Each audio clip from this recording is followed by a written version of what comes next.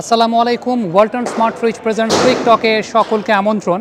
তাইজুল ইসলাম কিংবা মেহেদী হাসান মিরাজরা টেস্ট ক্রিকেটে যতটা বেশি কার্যকরী হন, ওয়ানডে ক্রিকেটে ততটা বেশি কার্যকরী হন না, এই ব্যাপারটা নিয়ে অনেকেই প্রশ্নের জায়গা আছে। উত্তরটা আরেকটু অন্যভাবে দিই, সেটা হচ্ছে রবিচন্দ্রন অশ্বিন কিংবা নেইথান লায়নের মতো স্পিনারদেরকে কিন্তু আমরা ওয়ানডে সার্কিটে দেখি না, তাদের দেশ ব্যবহার করে। এর পেছনে একটা অন্যতম বড় কারণটা হচ্ছে ওয়ানডে ক্রিকেটের বোলিং প্যাটার্নটা এখন ডিফারেন্ট হয়ে গেছে, যে কারণে অশ্বিন কিংবা নেথান লায়নের মতো স্কিলফুল স্পিনাররাও ওয়ানডে ক্রিকেটে তাদের দলের প্ল্যানে থাকেন। এবং সেই পরিবর্তনটা আসলে হয়েছে মূলত ওয়ানডে ক্রিকেটে যখন থেকে দুই পাশ থেকে দুইটা নতুন বলে খেলা শুরু হয়েছে। ওয়ানডে ক্রিকেটে দুই পাশ থেকে দুইটা নতুন বলে খেলা শুরু হওয়ার জন্য একটা স্পিনার ধরেন 20 ওভার পর বোলিং করতে আসছে, কিন্তু বলটা কিন্তু আসলে 20 ওভার পুরনো না, বলটা আসলে 10 ওভার পুরনো। এখন নর্মালি যেটা হয় যে টেস্ট ক্রিকেটে তাইজুল বা মেহেদী হাসান মিরাজ তারা যখন পুরাতন বলে বোলিং করেন, সাইড স্পিনটা খুব ভালো ধরে, এবং তারা সাকসেসফুল হন, টার্নটা ভালো পারচেজ করতে পারেন, টার্ন নির্ভর বোলিং করতে পারেন। কিন্তু মডার্ন ডে ওয়ানডে ক্রিকেটে যে বিষয়টা হয়েছে, যেহেতু দুই পাশ থেকে দুইটা নতুন বলে খেলা হয়, একটা বল আপনি ধরেন যে 50 ওভার খেলা হলে সর্বোচ্চ সেটা 25 ওভার পুরনো। সো স্পিনাররা যে সময়টা বোলিং করে 10 থেকে 40 নম্বর ওভারের সময়, বল আসলে কিন্তু 5 থেকে ধরেন 20 নম্বর ওভার পর্যন্ত পুরনো বলে তারা বোলিং করে।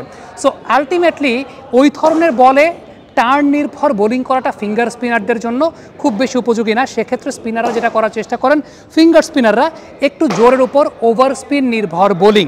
যে বিষয়টা খুব ভালো মতো উল্লেখযোগ্য সেটা হচ্ছে রিস্ট স্পিনাররা সফল হচ্ছেন, কিন্তু ফিঙ্গার স্পিনাররা ওয়ানডে ক্রিকেটে এখন আর আগের মতো মুতাইয়া মুরলীধরন, সাকলাইন মুশতাকরা যেরকমভাবে বোলিং করতেন ওইভাবে সফল হন না, যেটা রিস্ট স্পিনাররা নাওয়াডেজ হন। এর পেছনে সবচেয়ে বড় কারণের জায়গাটা হচ্ছে যে সমস্ত ফিঙ্গার স্পিনাররা আসলে টার্ন নির্ভর, ফ্লাইট নির্ভর বোলিং করে অভ্যস্ত, তাদের প্যাটার্নের সঙ্গে ওয়ানডে ক্রিকেটের বর্তমান প্যাটার্ন দুপাশ থেকে দুটো নতুন বলে খেলা শুরু হওয়ার পরে সেটা কিন্তু আসলে যায় না। যে কারণে প্রবলেমের জায়গাটা হচ্ছে আমাদের তাইজুল ইসলাম কিংবা আমাদের মেহেদী হাসান মিরাজ দুপাশ থেকে যখন দুইটা নতুন বলে খেলা হচ্ছে, তখন যেই ধরনের বোলিংয়ে অ্যাডজাস্ট করতে হয় সেই অ্যাডজাস্টমেন্টটা তারা আসলে করতে পারেন নাই।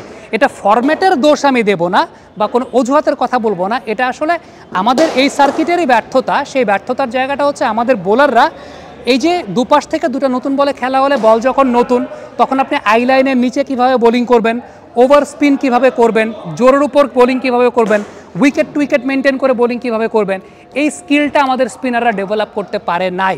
ওয়ালটন আবারো মিলিয়নিয়ার অফারে ওয়ালটন ফ্রিজ কিনে আপনিও হয়ে যেতে পারেন মিলিয়নিয়ার।